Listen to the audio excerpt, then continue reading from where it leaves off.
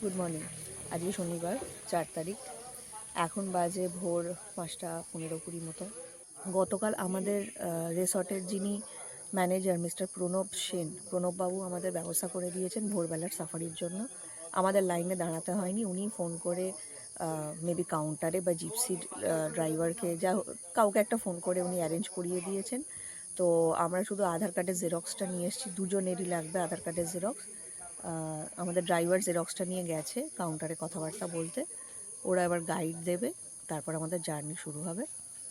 এখানে একটা ইম্পর্টেন্ট কথা বলে রাখি, আজকে যখন আমরা ভোরবেলা বেরোচ্ছি তো আমাদের হোটেলের যারা লোকজন আছে তারা বলছে আপনারা খুব মিস করলেন, আপনাদের ফোন করেছিলাম তোলেননি। অ্যাকচুয়ালি আমরা ঘুমিয়ে পড়েছিলাম।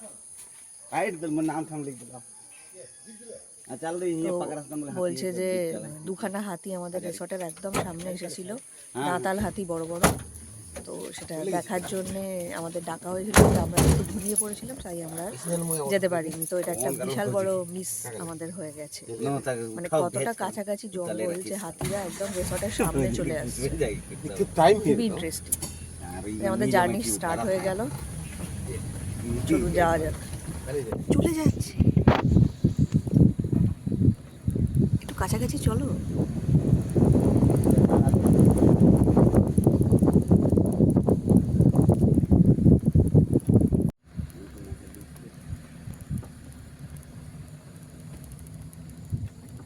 এরে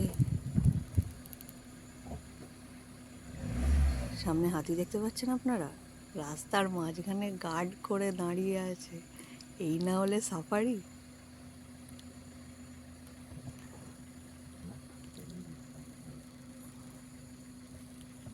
আমরা ঠিক কি করব বুঝতে পারছি না।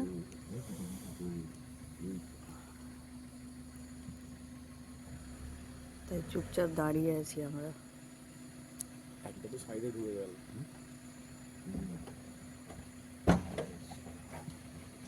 কি হলো গো, তুমি আবার নেমে পড়লে কেন?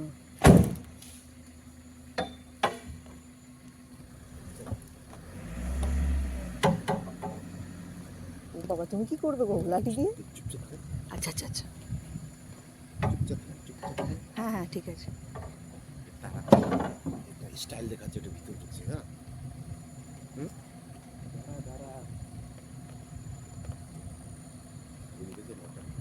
চল চল চল চল চল চল বেরোচ্ছে।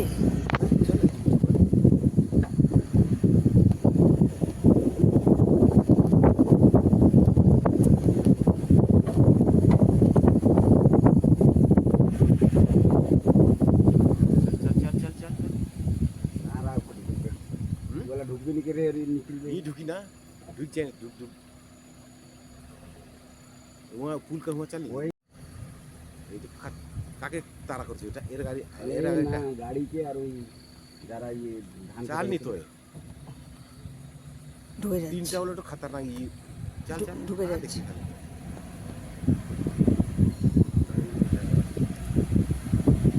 এই রে তারা দিন কোথায় দিন তো নিট রাউন্ড চল চল নি চল কেস করেছে না, ঢুকে যাচ্ছে ঢুকে যাচ্ছে ঢুকে যাচ্ছে, চলো চলো ঢুকে যাচ্ছে।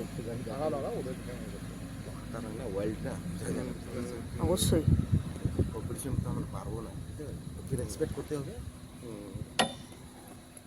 কোথায় ঢুকলো?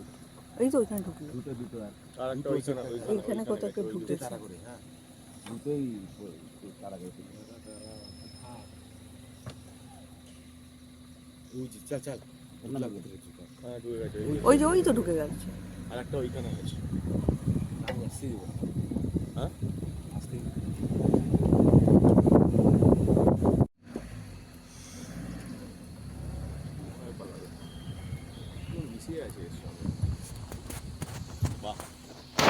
ন্যাশনাল বয়।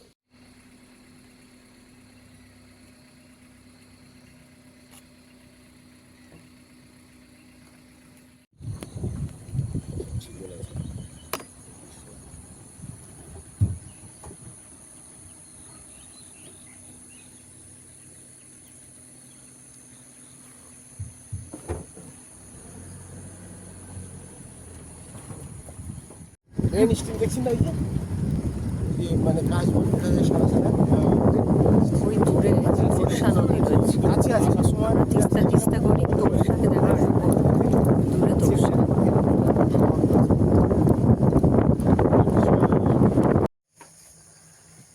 গন্ডার দেখা যাচ্ছে,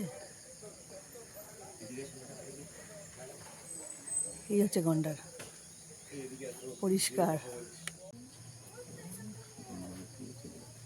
ভেতরে ঢুকছে কি?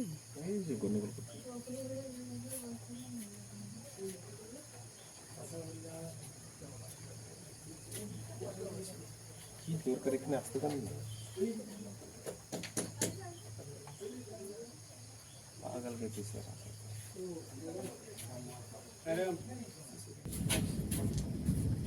জল খাচ্ছে শেওলা খাচ্ছে শেওলা শেওলা শেওলা বুঝতে পারছেন ওই যে গ্রিনি গ্রিনি দেখছেন না ইটস কল্ড শেওলা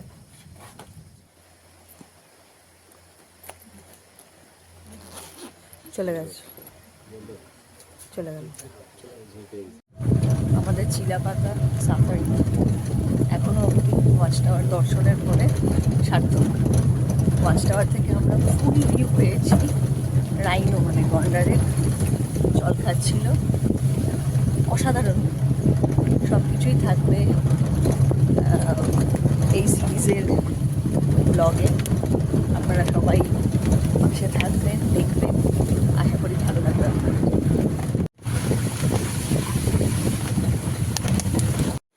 চিলাপাতায় আমাদের জঙ্গল সাফারি কমপ্লিট আর অ্যাকমপ্লিশড বলা যায়, কারণ আমরা রাস্তায় যাওয়ার পথে মেন রোডে দেখে ফেলেছি দুটো হাতি, তার সাথে গন্ডার, সব কিছু ময়ূর, সব কিছু মিলিয়ে মিশে একদম জম্পেশ ব্যাপার। হাইলি রেকমেন্ডেড চিলাপাতা জঙ্গল সাফারি, নট গরুমারা, জঙ্গল সাফারি। কারণ চিলাপাতা জঙ্গল সাফারি তো আছেই, তার সাথে ওয়াচ টাওয়ার আছে, আর যে রাস্তা দিয়ে আপনি যাবেন সেই রাস্তায় হঠাৎ করে দর্শন হতেই পারে, ঠিক আছে?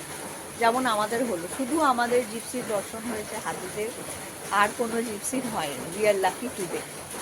তো যাই হোক, আমরা এসে গেছি হোটেলে। আচ্ছা, ওয়াচ টাওয়ার দেখতে দেখতে বৃষ্টি চলে আসে, সেই বৃষ্টিতেই আমরা জঙ্গলের মাঝখানে আরও কিছুটা ডেন্স ফরেস্টে গিয়ে ওখানে আর কিছু দেখতে আমরা সেরকমভাবে পাইনি। আমাদের হোটেলের দোরগোড়া অবধি ছেড়ে গেছে gypsy. Chilapata watch tower plus জঙ্গল সাফারি টোটাল কস্টিং আমাদের লেগেছে 2050 টাকা, 2050। কাউন্টার অবধি আমাদের যেতে হয়নি। এই সাফারি করে আসার পরে লাস্টে হোটেলে নামার সময় গাইড আমাদের থেকে 2050 টাকা নিয়ে নিয়েছে, আমাদের কাজ খতম, ঠিক আছে? রুম থেকে বেরিয়ে আমাদের যে লনটা আছে, আমরা এখানে আপাতত বসে আছি, দাঁড়িয়ে আছি, বসে আছি, এই আর কি। আর চারদিকের বৃষ্টির আওয়াজ উপভোগ করছি। বাঁশ গাছগুলো দেখেছেন, খুব ভালো লাগছে। এই সিঁড়িটা দিয়ে আমরা নেমে যাই, আর এখানে আরেক তলা আছে, সেটা এই সিঁড়িটা দিয়ে ওপরে গেলে আরও দুটো এরকম আমাদের মতো রুম আছে। আমাদের আজকের ব্রেকফাস্ট হচ্ছে এগ ম্যাগি, এটাতে আছে ব্রেড অ্যান্ড বাটার, আর এটা হচ্ছে অমলেট, তার সাথে দুটো জলের বোতল দিয়েছে। অনেক দেরি করেছে আসতে, এখন 10:30 বাজে। 9টায় বলেছিলাম, ঘুমিয়ে পড়েছিলাম বলে ওরাও আর পাত্তা দেয়নি। তারপর আমরা জোরজার করাতে, চেঁচামেচি করাতে, তারপরে এতক্ষণ আছে দিয়ে গেল। খাওয়া যাক। আমাদের ব্রেকফাস্ট হয়ে গেছে। সামনে একটা নদী আছে, কালজানি নদী, সেটা দেখতে বেরোচ্ছি।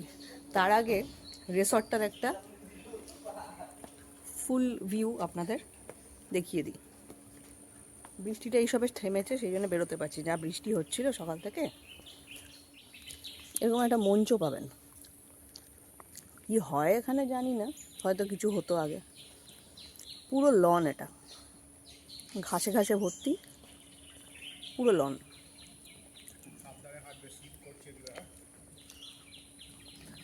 এইরকম পাতা আছে টাইলস টাইপের, এর ওপর দিয়ে যেতে হবে, শ্যাওলায় ভর্তি চারদিকে, সব বন বাঁধার, পুরো পরিষ্কার হচ্ছে ওই আর কি, নামেই হচ্ছে। এতটা প্রপার্টি, এত বড় একটা প্রপার্টি পরিষ্কার করাও চারটিখানি কথা নয়। এখানটা দেখুন খুব সুন্দর, এটাও পুরো ছোট ছোট কচি কচি ঘাসে ভর্তি। দারুণ এরিয়া। এগুলো যদি ঠিক করে মেনটেন করা যায়, এদিক দিয়ে গেলে আমরা পাবো ডাইনিং হল, যেখানে কালকে আমরা লাঞ্চ করেছিলাম। চলুন দেখাচ্ছি। সেটাও পুরো ওপেন, এসি টেসির কোনো ব্যাপার নেই। এই এরিয়াটা দিয়ে আপনাকে আসতে হবে ডাইনিং হলে। পুরো গাছ দিয়ে চারদিকে সাজানো। এই যে এটা ডাইনিং হল, ওপরে এরকম ছোটো ছোটো আলো ঝুলছে। রাতে আমরা খাইনি, আমরা শুধু দিনেই খেয়েছিলাম, রাতে রুমেই নিয়েছিলাম আমরা। এতটা জায়গা, ওখানে বেসিন টেসিন আছে। এখান থেকে বেরিয়ে, ডাইনিং হল থেকে বেরিয়ে আমরা যাচ্ছি টুয়ার্ডস রিসেপশন।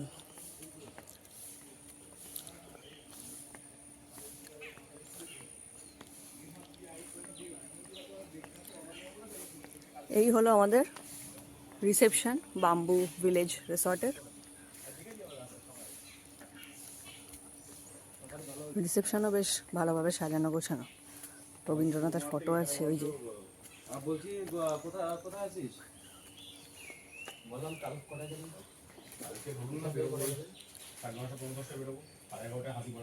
সেই আমাদের ছোট নদী চলে আঁকে বাঁকের মতো, এখানেও একটা নদী আছে। ছোট কি না জানি না, এখানে তো ছোটই লাগছে। এই নদীটার নাম হচ্ছে কালজানি। নদীর গভীরতা খুব কম। এই যে দেখা যাচ্ছে কি নিচে, আমরা পুরো পরিষ্কার দেখতে পাচ্ছি। স্বচ্ছ জল, খুব একটা নোংরা নয়, হালকা হালকা ফেনা শুধু ভাসছে। কেউ মনে কাপড় ফাপড় কাচছে দূরে। খুব সুন্দর, মানে চারদিকে জঙ্গল। আমরা জঙ্গলের মাঝখান দিয়েই হাঁটতে হাঁটতে এলাম, সেরকম কোনো প্রবলেম ফেস করিনি। খুব সুন্দর। একটা প্রিকশন দিয়ে রাখি, চিলাপাতায় লোকজনের কথা কিন্তু ভরসা করবেন না। কে যে কি বলছে সেটা বোঝা খুবই দুষ্কর। 100 জনের, হ্যাঁ কি ভাষায় বলছে সেটা বুঝতে পারছি না। বাংলা ভাষায় বলছে, আমি বলছি সামনের নদীটা কোথায়। 10 বার ওনাকে বোঝাতে হলো নদীটা কোথায়, তবে উনি বুঝতে পারলেন নদী মানে কি। হতেই পারে এটা কোনো ভাষার গন্ডগোল, কিন্তু ওনাকে দেখে তো মনে হচ্ছে না উনি অন্য কোনো ভাষার মানুষ। তারপর উনি বাংলাতেই কথা বলেন। বাংলায় রিপ্লাই দিচ্ছেন, তাহলে বাংলায় কথাটা জিজ্ঞেস করতে কি আপত্তি আছে, মানে সেটা বুঝতে কি প্রবলেম আছে জানি না বাবা। তো একটা বুড়ো লোক আমাদের বলল গভীর জঙ্গলের ভেতর দিয়ে যেতে হবে। আমি গভীর জঙ্গল, আমরা ভয় পেয়ে গেলাম। ও মা, তারপর দেখি সেখানে বাচ্চারা খেলাধুলো করছে, তার ভেতরে রিসর্ট। যেটা দেখালাম নদীটা, ওটা একটা রিসর্টের সামনে। রিসর্টটা কি মানে সিঁড়ি ফিরি করে দিয়েছে। আর গভীর জঙ্গলটা দেখায়, গভীর জঙ্গল। ওই দেখুন দূরে বাড়ি দেখা যাচ্ছে। আর এই যে এই রিসর্টটা, এর সামনেই ছিল নদীটা। ঠিক আছে, গভীর জঙ্গল।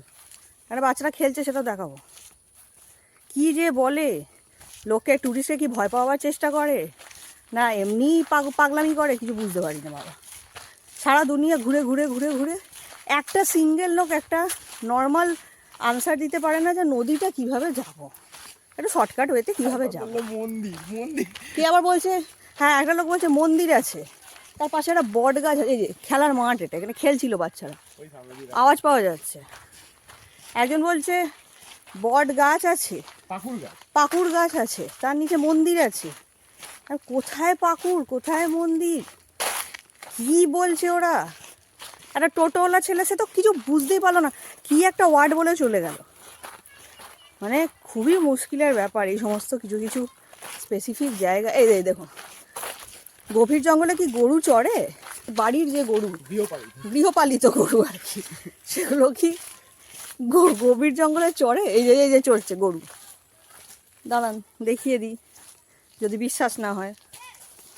এই যে, ও বাবা, কালঘাম ছুটে গেল আমাদের। একটা ছোট্ট নদী, 5 মিনিটের রাস্তা আসতে।